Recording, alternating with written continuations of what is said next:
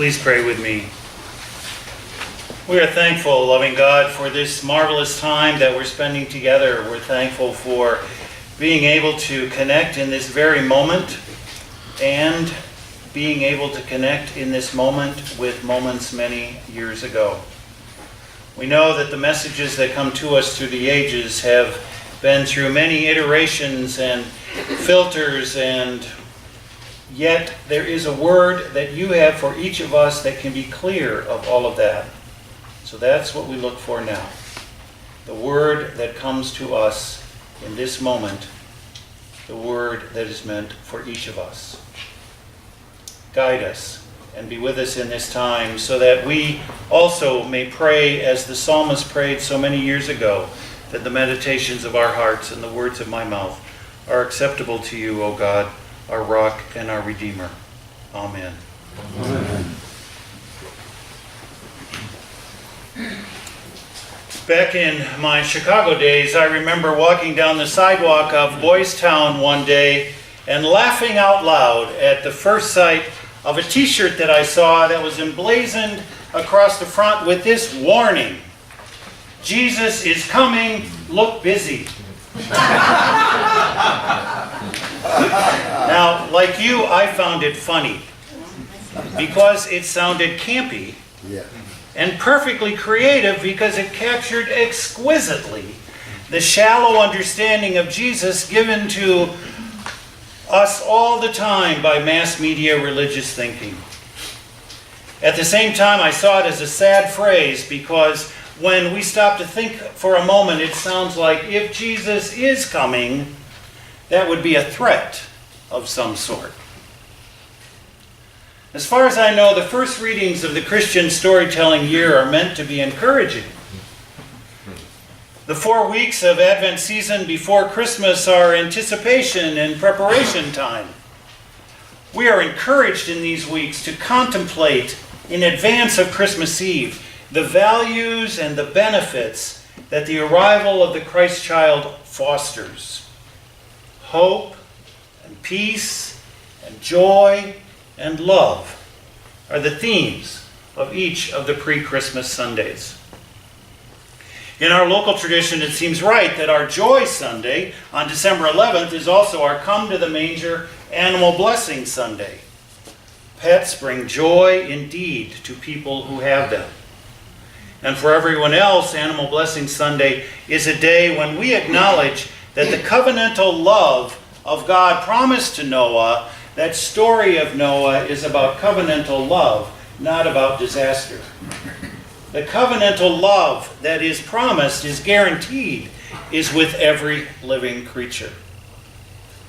Today is the Advent Sunday to focus on hope. And in order to move into the season to come and live fully and freely in our days and years to come, hope is essential to mental and spiritual and physical health. One writer tells us it is the beautiful task of Advent to awaken in all of us memories of goodness and thus open the doors of hope. Let's look and move through those doors together. The Bible readings in the first 4 weeks leading up to Christmas are categorized as prophetic. Now let's remember that the real meaning of biblical prophecy is not about foretelling the future, but commentary on the present situation. It is not uncommon to hear someone say that they cannot relate to Bible stories because they are so old and therefore not relevant to our times. And yet I think if I was to tell someone that they were going to be robbed tonight, they would do what they could to prevent that from happening. Probably they would set their alarm systems. And probably they do it from here by their smartphone. But in the days before burglary alarm systems, people had to do other things to keep from being robbed of goods in their lives. It is true that Bible translations vary in their use of language to get points across. Today's gospel reading gives us Jesus' advice to be like the person who knows a thief is coming to rob his or her home. We are advised to keep a watchful eye by the 20th Century Inclusive Bible Translation, which we read from on most Sundays, because among a few other reasons, it does not impose a patriarchal perspective on every story. For me, the version I grew up with is much more effective. Oh, maybe I shouldn't say that. It's more effective for me in communicating the intention and energy of today's gospel passage. It reads, "But understand this, if the owner of the house had known in what part of the night the thief was coming, he would have stayed awake and would not have let his house be broken into. Therefore you must be ready, for the Son of Man is coming at an unexpected hour." It is from passages with messages like this that t-shirts are born crying out, "Jesus is coming. Look busy." But I am here to say that the real message is that the intention of God and the values of Jesus are arriving again. This is important. Wake up. Stay awake. The call to stay awake in Bible literature from 2,000 years ago is the same message that getting woke is conveying in our living language of today. Get woke and stay woke. Sources tell us that the rise of the popularity of woke has been tied to the Black Lives Matter movement, which initially surfaced in the Twitter sphere in 2013 following the death of Trayvon Martin. Stay woke, or hashtag stay woke. They tell me you don't say hashtag anymore, so bear with me. Stay woke accompanied social media protests about police brutality and systematic racism and industrial prison complex development. Hashtag Stay Woke reminds readers to look past the provided narrative and to examine their own privilege or lack of it. Stay Woke reminds readers that there is more than one reality to life in the United States and the world. Stay woke. What woke me up recently is the news from Standing Rock. The irony of water cannons and rubber bullets being shot at Native Americans and their supporters gathered in an effort to protect sacred lands from oil pipeline construction at Standing Rock during Thanksgiving week was overwhelming to me. I suppose that effect came because I lived and have lived to an age when I can make historical comparisons based on my own witness and experience. I remember the television, newspaper, and magazine pictures of fire hoses and dogs turned on peaceful black civil rights marchers in the Birmingham Children's Crusade of 1963. I have seen the violence immortalized on the film footage at the Edmund Pettus Bridge of Bloody Sunday fame. The Standing Rock events are so like Selma and Birmingham to me that it is jarring to my soul. And maybe it is so with others as well.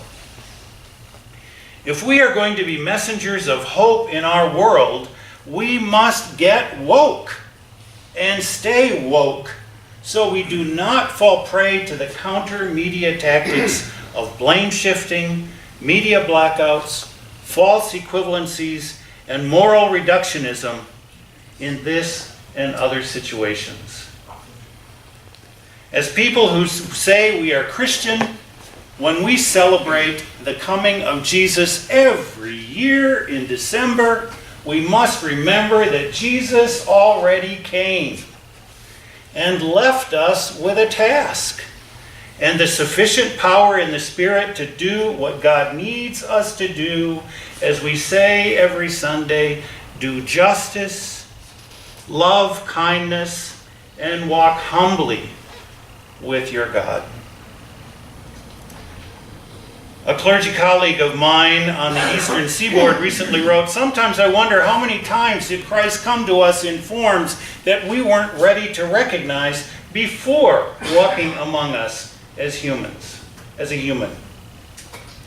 We await the return of Christ. What if we're looking for the wrong signs? What if Christ is coming? What if we are waiting for a man, but Christ is coming as community? What if Christ returns as water, or the song the wind makes when it blows through bamboo leaves, rustling and creaking as they bend and give? What if Christ's presence is revealed each day in small wonders? Will we be too distracted to recognize God in our midst, in our next breath? In the face of hurt and hardship, of wars and poverty, of disasters and tragedies in our lives and around the world, something to remember is that the divine message we inherit says that the Spirit of God is delivered by breath. The breath of life is the breath of God. The experience of breathing is our connection to the promise of ongoing creation. It means the future of goodness in our lives is not dependent on the work of someone else. It begins with us, with every breath we take. When we remember that our faith is based on the story of someone who called people to love one another as the truest sign of discipleship, we can hope that because of that love, our world and our worlds will always be moving toward peace and goodwill. When I was when I was in high school, I was in high school choir and we sang an arrangement of Wake Awake for Night is Flying by F. Melius Christensen, which was made famous to us by the Concordia University Concert Choir of Moorhead, Minnesota. We sang that song a million times. We sang it a lot, probably because our choir teacher, Mr. Bruce P. Paulson, was a graduate of Concordia. The lyrics are not based exactly on the scriptures for today, but the message is consistent with them. Wake, awake, for night is flying. And I must say that memorizing and singing that song over and over again had as much to do with my theological and spiritual formation as my church training. Wake, awake, for night is flying. And then these key phrase that just starts in one section and leads to the next and leads to the next and leads to the next and says, rise up with willing feet. Rise up with willing feet.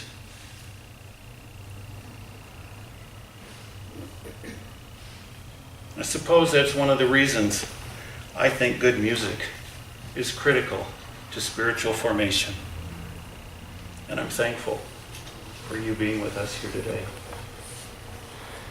So to live out the faith we covenant together, the calling today to us is get woke and stay woke. Rise up with willing feet and get busy doing good. Not because we are threatened in the moment, but because we have love to share eternally. And this can give us hope. Thanks be to God. Amen.